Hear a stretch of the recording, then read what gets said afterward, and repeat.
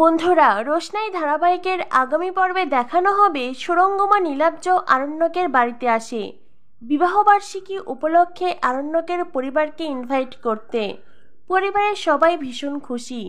সেটা দেখে আরণ্যক মনে মনে ভাবতে থাকে, পরিবারের সবাই নিজেকে ভালো রাখতে চেষ্টা করছে, নিজেকে খুশি রাখতে চেষ্টা করছে, আমি কেন পারছি না? গরিমা আমাকে ছেড়ে যেতে চেয়েছিল, আমি গরিমাকে বাধা দিয়েছি কারণ ওকে দেখে আমার খারাপ লেগেছে। আমি কি এটা ঠিক করেছি? জানি না আমি ঠিক করেছি কি ভুল করেছি, তবে এখনো আমার চোখের সামনে রোশনের মুখটাই ভাসছে। নীলাব্জ আরণ্যককে বলে, আরণ্যক, আমি তোমার সমস্যাটা বুঝতে পারছি, কিন্তু আরণ্যক, জীবন তো কারোর জন্যই থেমে থাকে না। সে তোমার মনের মধ্যে যতই দুঃখ কষ্ট থাকুক না কেন। আরণ্যক, আমি জানি তুমি এখনকার ছেলেদের মতো না, তোমার ভেতরে অনেক জ্ঞান আছে, তুমি অনেক বুঝদার একজন। তোমার মনে যে কষ্টগুলো আছে খুব শীঘ্রই তা মুছে যাবে। কথাটা শুনেই সুরঙ্গমা বলে, কষ্ট? কিসের কষ্ট?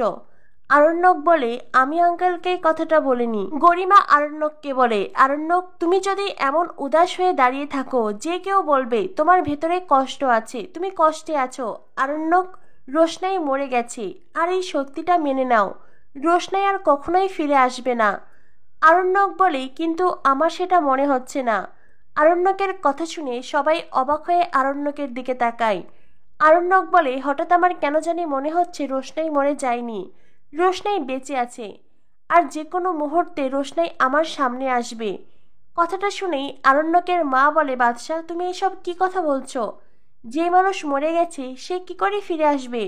মৃত মানুষ কখনো জীবিত হয়ে ফিরে আসে না। ছোট বলে, তোমরা বাদশাকে কিছুদিন সময় দাও, ওর মন ভালো নেই, ওকে নিজেকে সামলে নিতে দাও, কদিন পরেই সবকিছু ঠিক হয়ে যাবে।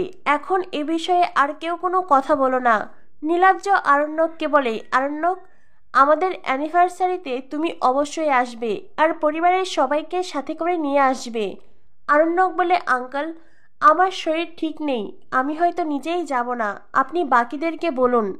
নীলাব্জ বলে, সেইটা বললে কি করে হবে আরণ্যক, তোমাকে যে আসতেই হবে। আমি তোমাকে বলছি, তুমি অবশ্যই আসবে, তোমার আমাদের অ্যানিভার্সারিতে আসা ভীষণ প্রয়োজন। কথাটা শুনেই সুরঙ্গমার মনে খটকা লাগে। সুরঙ্গমা মনে মনে ভাবে, হঠাৎ করে নীলাব্জ আরণ্যককে এই কথাটা কেন বলল? আমাদের অ্যানিভার্সারিতে আরণ্যকের যাওয়ার প্রয়োজন আছে মানে? তবে কি নীলাব্জর এই কথার মাঝে কোনো রহস্য আছে?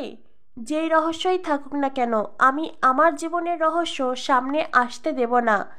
এতদিন যেভাবে আমি আমার জীবনের রহস্য গোপন রেখেছি, এখনো ঠিক সেইভাবেই গোপন রাখবো। নীলাব্জর কথা শুনে আরণ্যক নীলাব্জকে বলে, আমার আপনাদের অ্যানিভার্সারি পার্টিতে যাওয়া জরুরি কেন? নীলাব্জ বলে, এমনিতেই আমি বলছি, দেখো, তুমি এলে তোমার মন ভালো হয়ে যাবে। ছোট বলে, নীলাব্জতা, এখন আমাদের কারোরই মানসিক অবস্থা ভালো নেই, এখনো আমরা এই সব কিছু নিজেদের মন থেকে মুছে ফেলতে পারছি না। এই পরিস্থিতি থেকে বেরিয়ে আসতে আমাদের কিছু সময়ের প্রয়োজন, আমরা হয়তো এখন আর কোথাও যেতে পারবো না। গরিমা বলে, ছোটু, তোমার যদি মনে হয় বাড়িতে উদাস হয়ে বসে থাকলেই সবকিছু ঠিক হয়ে যাবে, তো তুমি বাড়িতে উদাস হয়ে বসে থাকো, কারণ এত সব ঘটনার পরে আমি এইটা বুঝেছি আরণ্যক আমার জীবনে ঠিক কতটা গুরুত্বপূর্ণ। তাই এখন আমি আমার ক্যারিয়ারকেও দূরে সরিয়ে রেখে পুরোটা সময় আরণ্যককে দিতে চাই। আমি এক মুহূর্তের জন্য আরণ্যককে একলা ছাড়বো না। আমার বিশ্বাস, আমি আরণ্যকের পাশে থাকলে আরণ্যক খুব শীঘ্রই এই মন খারাপ থেকে বেরিয়ে আসবে, আরণ্যক আবারও আগের মতো হয়ে যাবে। কি আরণ্যক, তুমি আমাকে ভরসা করো তো? যাবে তো আমার সাথে? গরিমার কথা শুনে আরণ্যকের পরিবারের সবাই খুশি হয়ে যায়। সুরঙ্গমা তখন বড় মাকে বলে, আর হ্যাঁ, আপনিও আসবেন।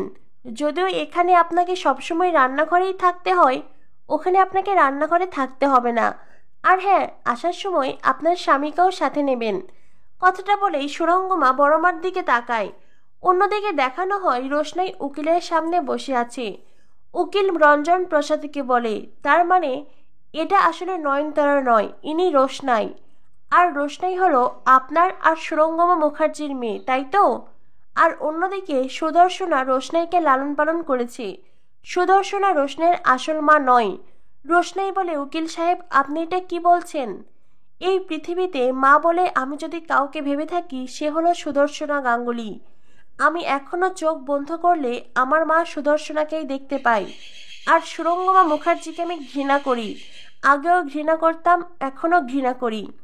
উকিল তখন রোশনাইকে বলে, আপনি বলছেন সুদর্শনা গাঙ্গুলি আপনার মা, কিন্তু এই সমাজ, এই পৃথিবী সবাই কি জানে? সবাই জানে সুদর্শনা গাঙ্গুলির বিয়েই হয়নি। এই সমাজ সুদর্শনা গাঙ্গুলির ওপর যে কলঙ্কের দাগ লাগিয়েছে, আপনি কি সেই কলঙ্ক মুছে ফেলতে চান না? সুদর্শনা গাঙ্গুলির সম্মান বাঁচাতেই আপনার নিজের আসল পরিচয় সামনে আনা প্রয়োজন। পুরো পৃথিবীকে আপনার আসল পরিচয় জানিয়ে দেওয়া প্রয়োজন। রোশনাই বলে, উকিল স্যার, আমি বিষয়টিকে কখনোই এইভাবে ভাবিনি। আজ আপনি আমার চোখ খুলে দিয়েছেন। আমি তৈরি, আমি এই লড়াই করতে প্রস্তুত। রঞ্জন প্রসাদ উকিলকে বলে, উকিল স্যার, যত তাড়াতাড়ি সম্ভব আমি পুরো পৃথিবীকে জানাতে চাই আমি রোশনাইয়ের বাবা।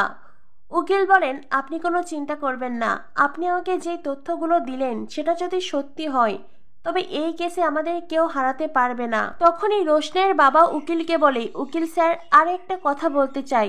দেখুন, আপনি তো সব ঘটনাই শুনলেন। আসলে আমাদের কাছে আপনাকে দেওয়ার মতন কোনো টাকা নেই। তবে হ্যাঁ, আমার যে ডক্টর বন্ধুর কথা বললাম, যার আশ্রম আছে, টাকা ওর কাছে আছে। ও আমাকে হেল্প করতে চেয়েছে। তাই আমরা যদি আপনাকে কিছুদিন পরে টাকা দেই। উকিল তখন রঞ্জন প্রসাদের দিকে তাকিয়ে বলে, দেখুন, আপনাদের জন্য একটা খুশির খবর আছে আর একটা দুঃখের খবর আছে।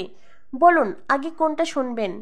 রঞ্জন প্রসাদ রোশনাই দুজনেই উকিলের দিকে তাকিয়ে আছে। দুঃখের খবর এই যে আমি বিনা পয়সায় কোনো কেস লড়ি না।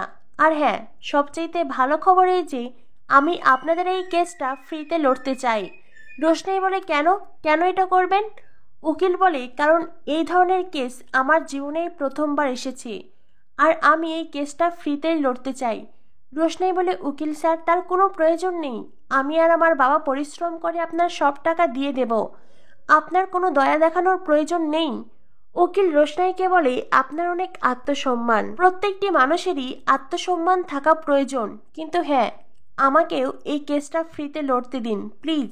আমি নিজের জন্যই এই কেসটা ফ্রিতে লড়তে চাই। উকিল বারবার করে রঞ্জন প্রসাদ রোশনাইকে বলে, এই কেস আমি ফ্রিতে লড়তে চাই। কিন্তু রঞ্জন প্রসাদ রোশনাই বলে, না, তার কোনো প্রয়োজন নেই। শেষমেশ উকিল বলেন, ঠিক আছে, ভবিষ্যতের চিন্তা ভবিষ্যতে হবে। আপাতত আমরা এই কেসটা নিয়ে ভাবি, এই কেসটাকে জিতিয়ে নেই, তারপর। এরপরেই রোশনাই উকিলকে বলে, স্যার, আমার মায়ের নাম আমি সামনে আনতে চাইছি না। সুরঙ্গমা মুখার্জি যে আমার মা, এইটা আমি জানাতে চাই না।